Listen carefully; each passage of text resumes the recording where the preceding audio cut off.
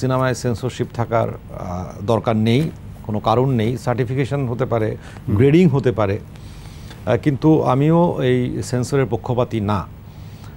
তো সেই জায়গা থেকে অবশ্যই ওটিটির এই জায়গাগুলো অবশ্যই আমি মনে করি যে অনেক ইতিবাচক। কারণ আমরা অনেক সময় মানে আমি অসংখ্যবার দেখেছি যে আমি স্ক্রিপ্টে একটা দৃশ্য লিখেছি, চ্যানেল থেকে বলেছে যে এটা কেটে দাও, কারণ আমাদের ড্রয়িং রুম অডিয়েন্সের জন্য এই দৃশ্য নয়। তো যেহেতু ওটিটি একটা আলাদা সাবস্ক্রাইব করে দেখতে হয়, একেবারে পার্সোনাল, তো সেক্ষেত্রে সব ধরনের কন্টেন্টই সে দেখতে পারে। তো এটি অবশ্যই একটি সম্ভাবনার দিক। অনুদান আমরা সবসময় দেখেছি, অনুদানের সিনেমা হয়েছে, তো মূলত হচ্ছে এই মূলধারার মানসম্পন্ন সিনেমা করানোর জন্যই অনুদানের কনসেপ্ট এসেছে যতদূর আমি জানি আর কি। বিগত সরকারের আমলেই একটা সিদ্ধান্ত নেওয়া হয়েছিল, যেটা এখনও বর্তমানে এটাকে ধারাবাহিকতাটাকে রক্ষা করা হচ্ছে। সেটা হচ্ছে আপনি যদি কোনো অনুদানের সিনেমা চান, আপনাকে প্রেজেন্টেশন দিয়ে তাদেরকে কনভিন্স করতে হবে যে আপনি কেন অনুদানটা চান। এই কনসেপ্টটাকে আপনি কতটুকু সাধুবাদ জানান বা এটা নিয়ে কতটুকু সমালোচনা করেন? এটি অবশ্যই খুবই ইতিবাচক দিক। মানে প্রেজেন্টেশন দিয়ে অনুদানটা পাওয়া, কিন্তু প্রেজেন্টেশন দিতে গেলেও একটা যোগ্যতা লাগে, একটা ধাপ পার হয়ে আসতে হয়। সেই ধাপ পর্যন্ত আদৌ যোগ্য মানুষ পৌঁছাচ্ছে কিনা, মানে আমি নিজের ব্যক্তিগত অভিজ্ঞতার কথা বলি। বিগত 10 বছরে আমি 4 বার আবেদন করেছি, কিন্তু আমি আলাদা করে কখনো প্রত্যাখ্যাত হয়েছে 4 বারই। তো সেই জায়গা থেকে আসলে এই প্রক্রিয়া নিয়ে এখন যেহেতু আমি পাইনি, সেহেতু আমার মানে আমি বললে মানুষ বলবে যে পাইনি দেখে বলছে। হ্যাঁ, তো সেই জায়গা থেকে আমি জানি না প্রক্রিয়া কতটা স্বচ্ছ হয় বা হবে, হয়েছে অথবা আগামীতে হবে।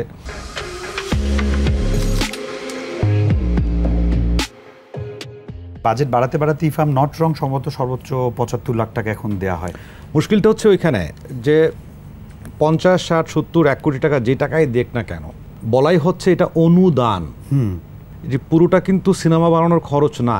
একটি ভালো গল্পকে, ভালো চিত্রনাট্যকে উৎসাহ দেওয়ার জন্য সরকার এটির প্রচলন করেছে অনুদান। একটি সিনেমা বানাতে হয়তো 3 কোটি টাকা লাগবে, হয়তো সরকার এখানে 1 কোটি টাকা দিয়ে তাকে সাপোর্ট দিচ্ছে, কিন্তু আমাদের অনেকেই এই টাকা দিয়েই সিনেমাটা বানিয়ে ফেলছেন, অনুদান দিয়েই। এই টাকার হাফ টাকাও খরচ না করে এই টাকা দিয়েই পুরো সিনেমাটা বানিয়ে ফেলছেন।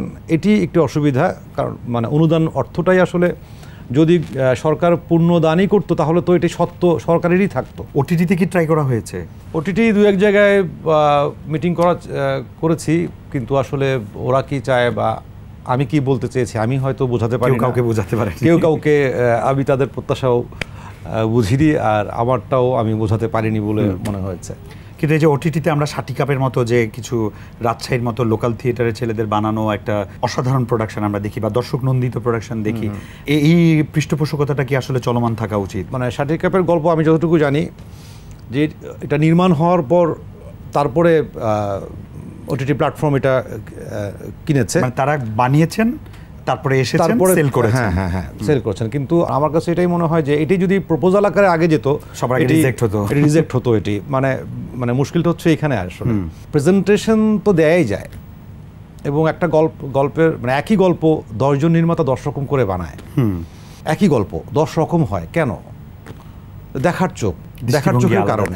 হ্যাঁ, কারণ ক্যামেরার ল্যাঙ্গুয়েজ তো ফিক্সড, কিন্তু এই ল্যাঙ্গুয়েজটা কে কীভাবে ব্যবহার করছে, এখানেই পার্থক্যটা তৈরি হয়। এক্স্যাক্টলি। তো সেটি আসলে প্রেজেন্টেশনে কতটুকু বা চাপাবাজিতে কতটুকু মানে কনভিন্স করা যায়, এটি খুবই মুশকিল।